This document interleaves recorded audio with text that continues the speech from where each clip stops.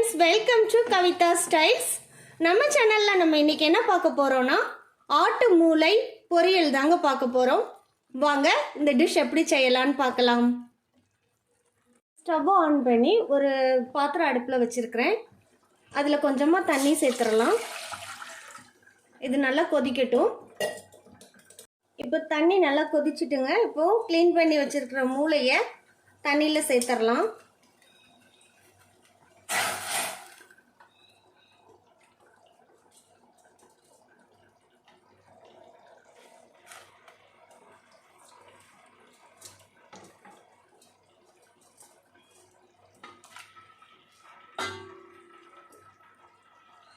இப்போ இது கூட 1/4 டீஸ்பூன் மஞ்சள் தூள் சேர்த்துடலாம். 1 டீஸ்பூன் அளவுக்கு உப்பு சேர்த்துக்கலாம். இப்போ நல்லா வெந்துடுச்சுங்க. தனியாக ஒரு பிளேட்டில் இப்போ எடுத்து வச்சிடலாம். ஆறுனோடனே அதில் இருக்கிற நரம்பை எடுத்துட்டு குட்டி குட்டியாக கட் பண்ணி வச்சுக்கோங்க. ரொம்ப குட்டியாக இல்லை. ஒரு மூளையை ஒரு 5 துண்டாக வெட்டினா ஒரு கடாயை அடுப்பில் வச்சுருக்கேங்க. அது நல்லா ஹீட் ஆகட்டும். இப்போ இதில் தேவையான அளவுக்கு நல்லெண்ணெய் விட்டுருக்கேங்க. அது நல்லா ஹீட் ஆகட்டும். இப்போ ஆயில் சூடாகிடுச்சுங்க. அதில் கொஞ்சோண்டு கடுகு உளுத்தம் பருப்பு சேர்த்துக்கலாம்.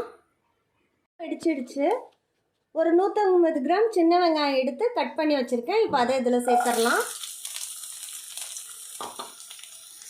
ஒரே ஒரு பச்சை மிளகாய் நல்லா குட்டியாக கட் பண்ணியிருக்கேன். அதையும் இது கூடவே சேர்த்து நல்லா சேர்த்து வதக்கிடலாம்.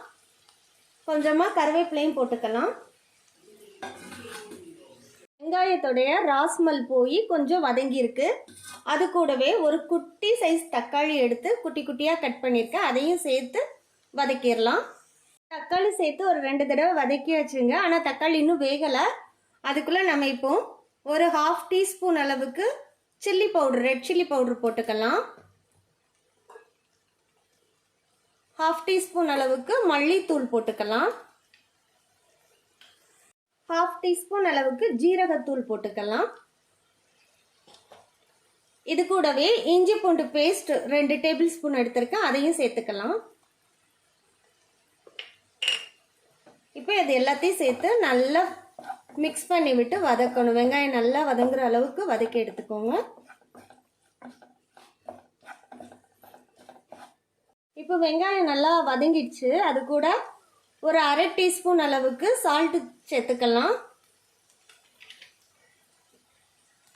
நல்லா மிக்ஸ் பண்ணி விட்டுட்டு இதில் இப்போ கொஞ்சமாக தண்ணி சேர்த்துக்கலாம்.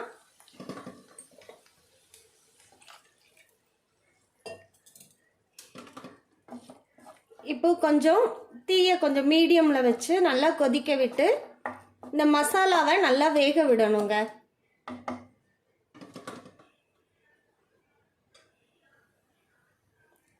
நல்லா வெந்து எண்ணெய் தெளிஞ்சு வர வரைக்கும் இதை கொதிக்க விடலாம்.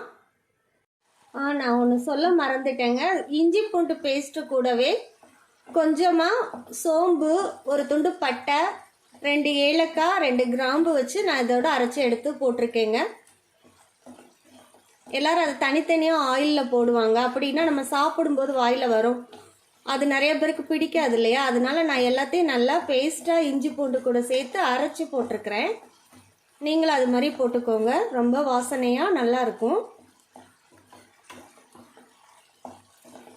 இப்போ நல்லா மசாலா வெந்துடுச்சுங்க. இப்போ இது கூட நம்ம கட் பண்ணி வச்சிருக்கிற ஆட்டோடைய மூளையை சேர்த்துக்கலாம்.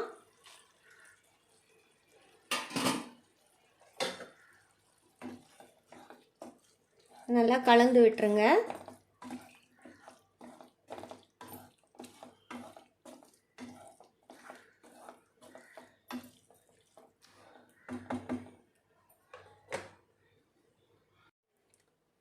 ஒரு மூடியை வச்சு மூடி ஒரு 5 மினிட்ஸ் வேக விடுங்க. மீடியம் தீயில் வச்சுக்கோங்க. இப்போ லாஸ்ட்டாக கொஞ்சமாக கொத்தமல்லி இலை தூவிருக்கேங்க. அவ்வளோதான், இந்த டிஷ் ரெடி ஆயிடுச்சு. ஃப்ரெண்ட்ஸ், இந்த டிஷ் உங்களுக்கு பிடிச்சிருந்துச்சுன்னா ஒரு லைக் பண்ணுங்கள். உங்கள் ஃப்ரெண்ட்ஸ் அண்ட் ரிலேட்டிவ்ஸ் கூட ஷேர் பண்ணுங்கள். இது வரைக்கும் சப்ஸ்கிரைப் பண்ணாமல் பார்க்குற ஃப்ரெண்ட்ஸ் ப்ளீஸ் சப்ஸ்கிரைப் பண்ணிவிட்டு பாருங்கள். Thank you friends.